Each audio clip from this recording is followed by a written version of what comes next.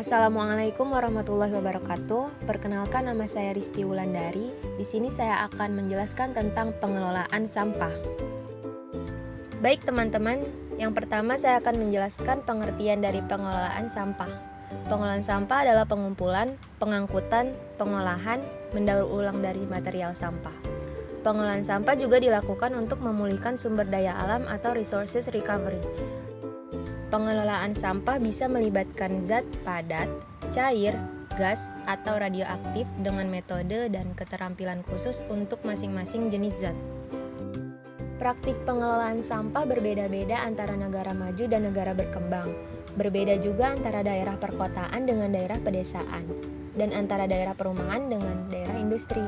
Pengelolaan sampah yang tidak berbahaya dari pemukiman dan institusi di area metropolitan biasanya menjadi tanggung jawab pemerintah daerah. Sedangkan untuk sampah dari area komersial dan industri biasanya ditangani oleh perusahaan pengolah sampah. Metode pengelolaan sampah berbeda-beda tergantung banyak hal, di antaranya tipe zat sampah, lahan yang digunakan untuk mengolah, dan ketersediaan lahan. Selanjutnya ada tujuan dari pengelolaan sampah yang dibagi menjadi dua. Yang pertama, mengubah sampah menjadi material yang memiliki nilai ekonomis atau pemanfaatan sampah. Dan yang kedua, mengolah sampah agar menjadi material yang tidak membahayakan bagi lingkungan hidup. Selanjutnya ada metode pembuangan sampah. Pembuangan sampah pada penimbunan darat termasuk menguburnya untuk membuang sampah. Metode ini adalah metode paling populer di dunia. Penimbunan ini biasanya dilakukan di tanah yang tidak terpakai, lubang bekas pertambangan, atau lubang-lubang dalam. Sebuah lahan penimbunan darat yang dirancang dan dikelola dengan baik akan menjadi tempat penimbunan sampah yang higienis dan murah. Baik teman-teman, kita masuk ke daur ulang. Suatu proses pemilahan sampah yang masih memiliki nilai secara material untuk digunakan kembali disebut sebagai daur ulang atau recycle.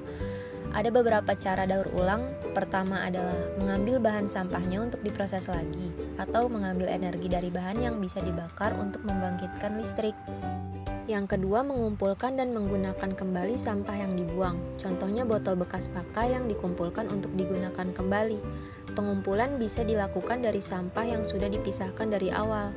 Bisa menggunakan kotak sampah maupun kendaraan sampah khusus, atau dari sampah yang sudah tercampur.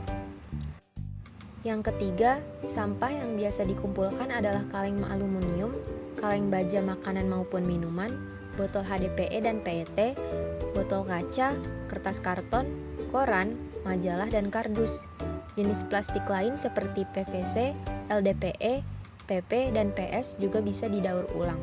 Daur ulang dari produk yang kompleks seperti komputer atau mobil lebih susah karena bagian-bagiannya harus diurai dan dikelompokkan menurut jenis bahannya. Di sini juga ada pencegahan dan pengurangan. Metode pencegahan termasuk penggunaan kembali barang bekas pakai, memperbaiki barang yang rusak, mendesain produk supaya bisa diisi ulang atau bisa digunakan kembali. Seperti tas belanja katun yang menggantikan tas plastik, mengajak konsumen untuk menghindari penggunaan barang sekali pakai, contohnya kertas tisu, dan mendesain produk yang menggunakan bahan yang lebih sedikit untuk fungsi yang sama, contohnya pengurangan bobot kaleng minuman. Nah teman-teman, yang terakhir ada dampak dari pengelolaan sampah yang salah. Yang pertama bisa menyebabkan longsor tumpukan sampah. Yang kedua menjadi sumber penyakit. Yang ketiga pencemaran lingkungan. Bahkan bisa menyebabkan banjir.